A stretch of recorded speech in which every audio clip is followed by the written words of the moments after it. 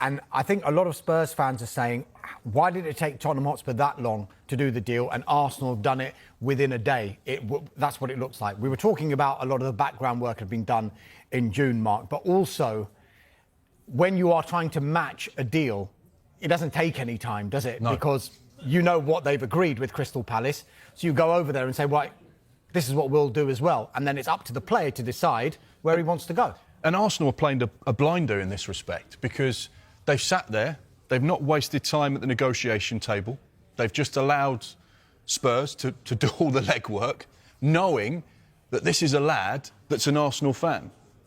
He wants to play for Arsenal, and they probably would have been given some assurances from his representatives in those conversations in June and July that, like, you know, if he had the choice of where he could go, where would he want to go? Well, he's an Arsenal fan, so actually Arsenal is his destination of choice.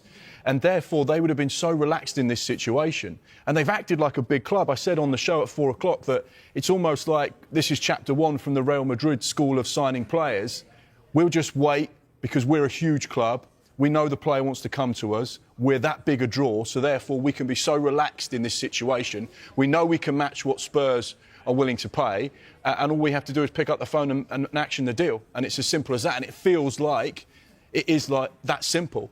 So many of these deals, whilst we report on every cough and splutter on Sky Sports News and we try and keep fans abreast of every development as it happens, ultimately, the conversations are quite short between clubs. You know, this is what we're willing to pay, yes or no. OK, let me speak to my board. The answer's no. You know, you can often put an offer in and get it rejected within 20 minutes. There isn't a long conversation to be had, and it feels like this is a prime example of a club being effective, Eze knowing exactly where he wants to go, Palace happy with the selling price for a player that has 2 years left on his contract, and therefore the deal happens so quickly. Do you think, when Mikel Arteta gets asked tomorrow in the press conference, did you only go in for Eberechi Eze when Kai Havertz got injured? He's not going to say yes, is he? And I don't think he did.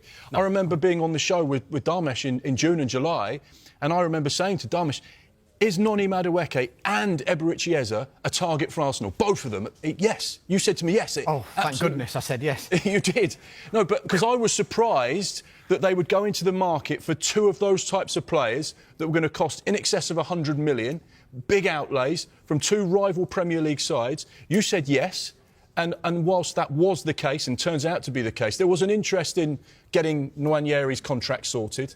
And, of course, the injury to Kai Havertz has affected things as well. Exactly. But there clearly was a plan that he was a target this